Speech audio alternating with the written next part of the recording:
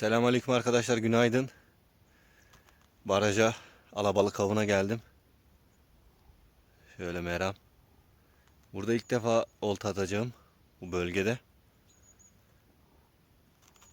Çok güzel duruyor. Biraz ağaçlık. Umarım fazla takılma olmaz. Alabalık başladı mı, başlamadı mı? Bir bakalım kış önü. Meramız güzel. Şöyle arkamda gördüğünüz yoldan geldim. Bayağı zorluydu. Kışın gelmesi buraya zor olacak. Şimdi oltalarımı atacağım. Umarım rast gelir. Yalnızım bugün.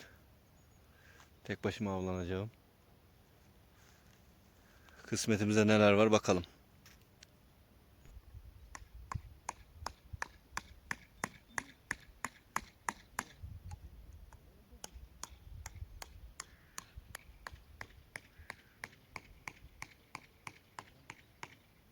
Şöyle arkadaşlar, pembe şerbet dediğimiz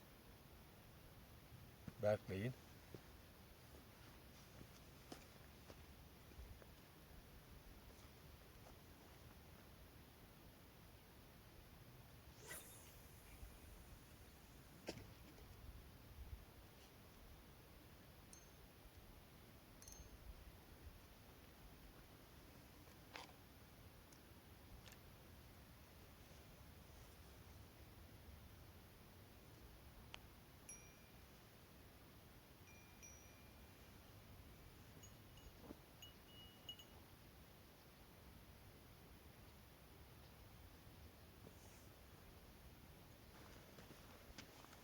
Evet dostlar, 4 tane olta attım.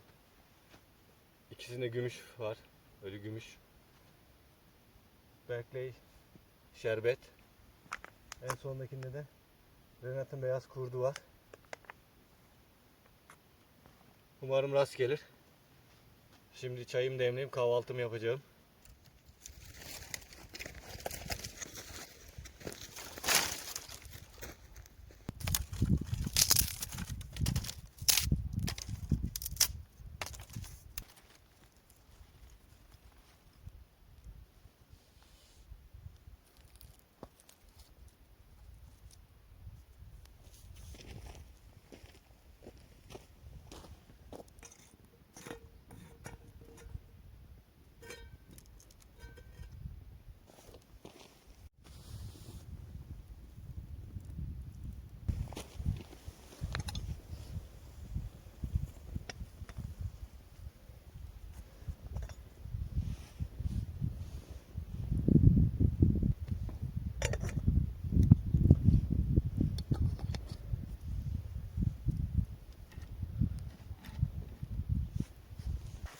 Arkadaşlar, çayım hazır.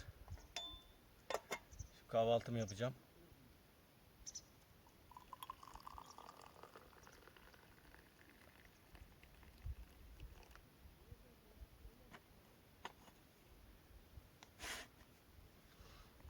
Hava çok güzel. Gayet sıcak bir gün.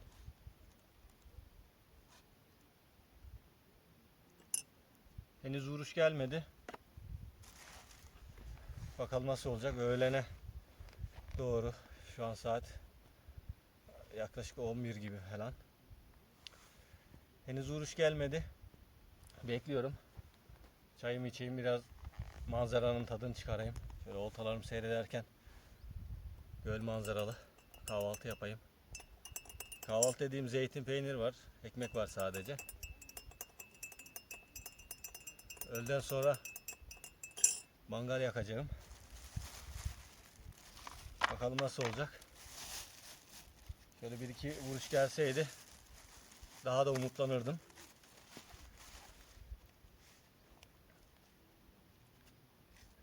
Yan taraftaki abiler de sazana atmış.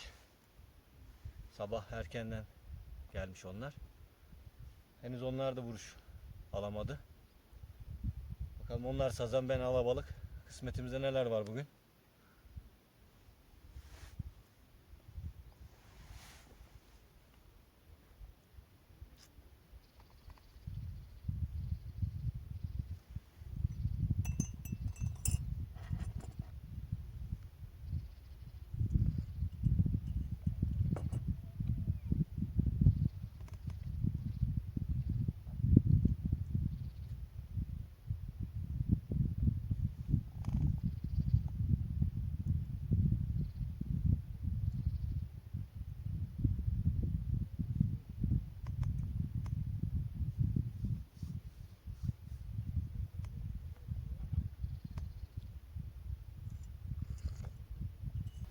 alabalık avında kullandığım olta takımını göstereyim. Remixon Winner 4000'lik bir makine.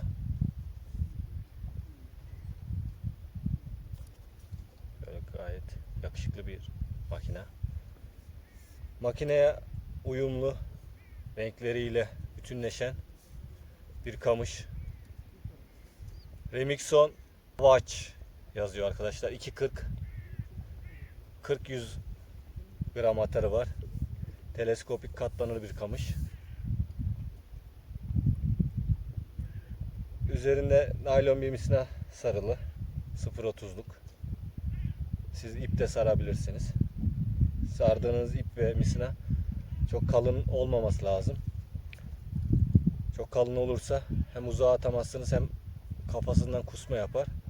O yüzden ince sarmalısınız. Sistem olarak makineden gelen misineye ana beden misinası deriz. Ana beden misinamıza bir tane şöyle delikli kurşun, gezer kurşun da denir. Kurşunu geçiriyoruz. Önüne bir tane fır döndü bağlıyoruz. Şöyle yaklaşık 1 metre civarında da köstek ve saçak dediğimiz kısım var. Şuradan şuraya kadar olan kısım. Bu köstek misinası Nippon Go Host'un. Onu da göstereceğim şimdi. Ana beden misinasından farklı. Suda daha az gözüken hafif bir misina. Ucunda da küçük bir iğne, alabalık iğnesi. Ben Sasame Shinu F714 5 numara kullanıyorum veya VMC'nin 5 numara iğnesini kullanıyorum. Sistemimiz böyle. Yemi iğneye taktıktan sonra kurşunumuz altta kalıyor. Yemler yüzer yem olduğu için şu şekilde havada, suyun içinde dans ediyor. Ve bu şekilde alabalığı kandırmaya çalışıyorum.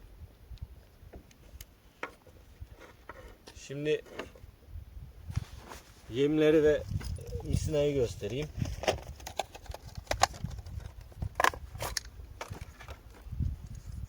Nippon Go Host bu arkadaşlar. Şu 1 metrelik mesafedeki misinayı bundan bağlıyorum işte.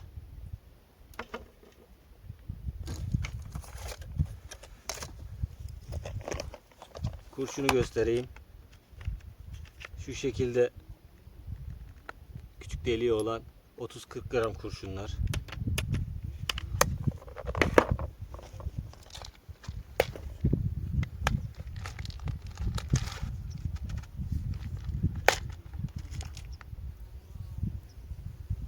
Ana bedene bağlamış olduğumuz fır döndülü klips şuradaki.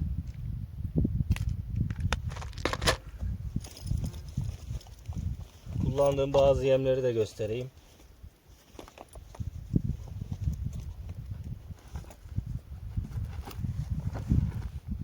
Renat'ın topçukları, yüzer yemler arkadaşlar. Renkleri karıştırıp kombinleyip kullanıyorum. Berkley Powerweight Palette diye geçen kahverengi bir yem. Çiftliklerdeki balıklar bu tarz, bu renkte yemlerle besliyorlar. Bu da yüzer yem. Libra Lures Larva 30 milim. Şöyle kurtçuk. Berkley'in turuncusu. Berkley'in pembesi de var. Yeşili de var. Karışık renkleriyle. Yemler genel olarak böyle. Şimdi farklı olarak bir de ölü gümüş balığı var. Şöyle gümüş. Yem ipi ve tığ. Şöyle ucunda küçük bir çentiği de var arkadaşlar. Bu boli tığ da deniyor buna. Normal örgü tığları da olur. Şurası ince olan. Şuradan saçağımızı çıkardım.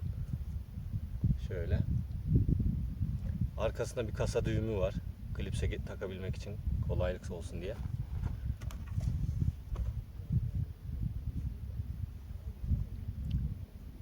Şimdi gümüşü tığa geçireceğim. Kuyruktan kafaya doğru.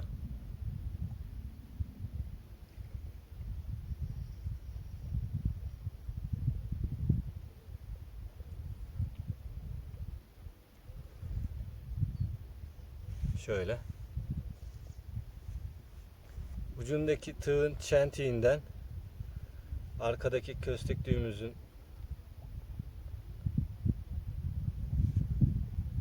halkasına geçiriyorum.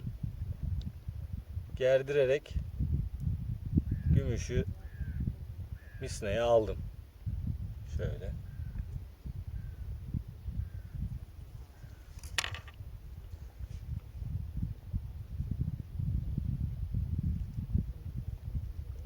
Gördüğünüz gibi iğne kamufle oldu neredeyse.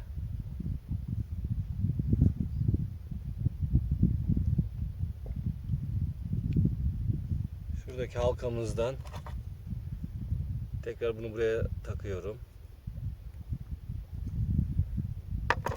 Şu kuyruk kısmından yem ipiyle hafiften saracağım. Çünkü burası gördüğünüz gibi ayrı durduğu zaman balık buradan da vuruş yapıyor veya o gövdeden de vuruş yapıyor. Balığın parçalanmasını ve dağılmasını önleyeceğiz.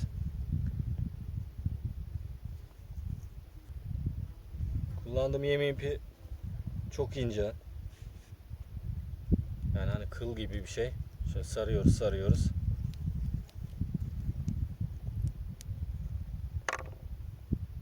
Evet. Son durumu böyle.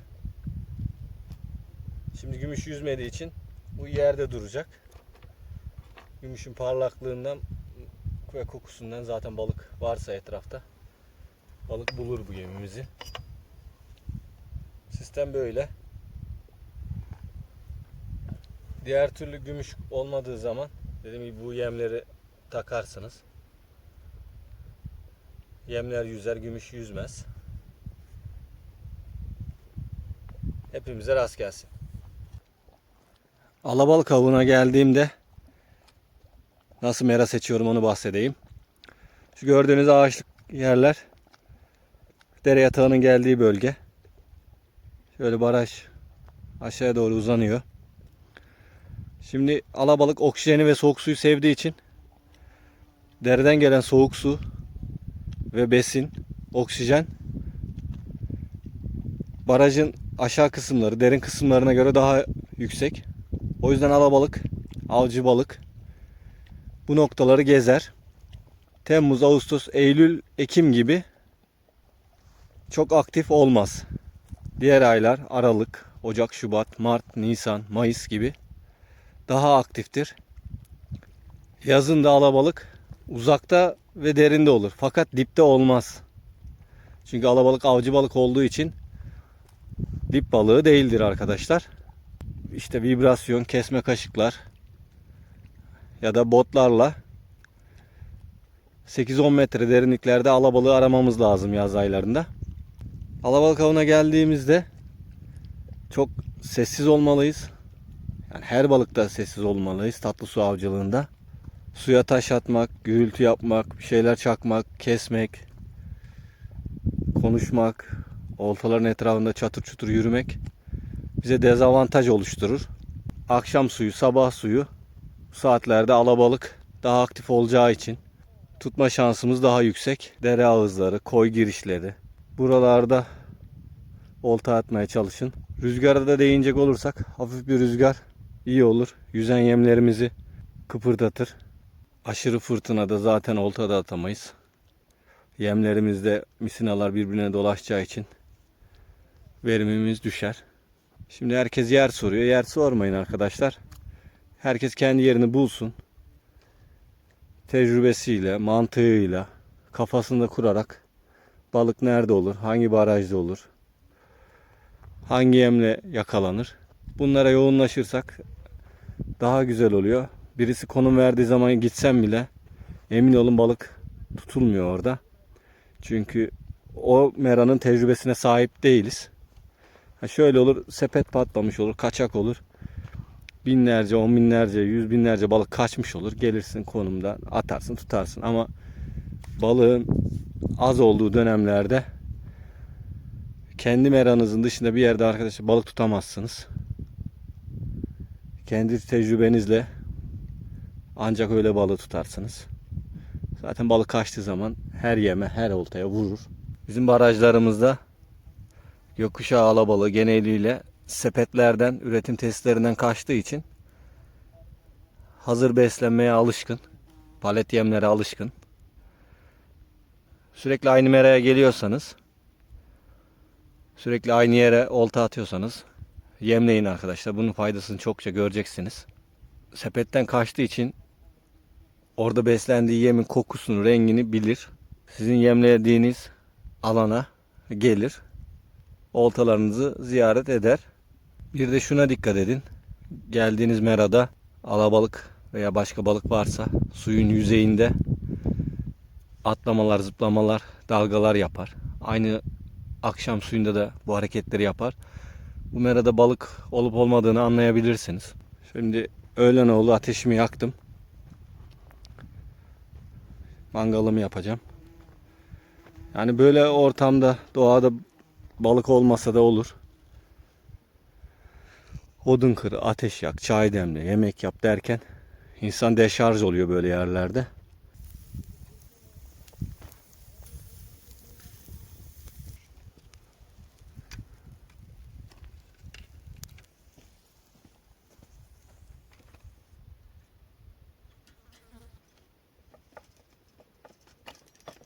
Bismillahirrahmanirrahim.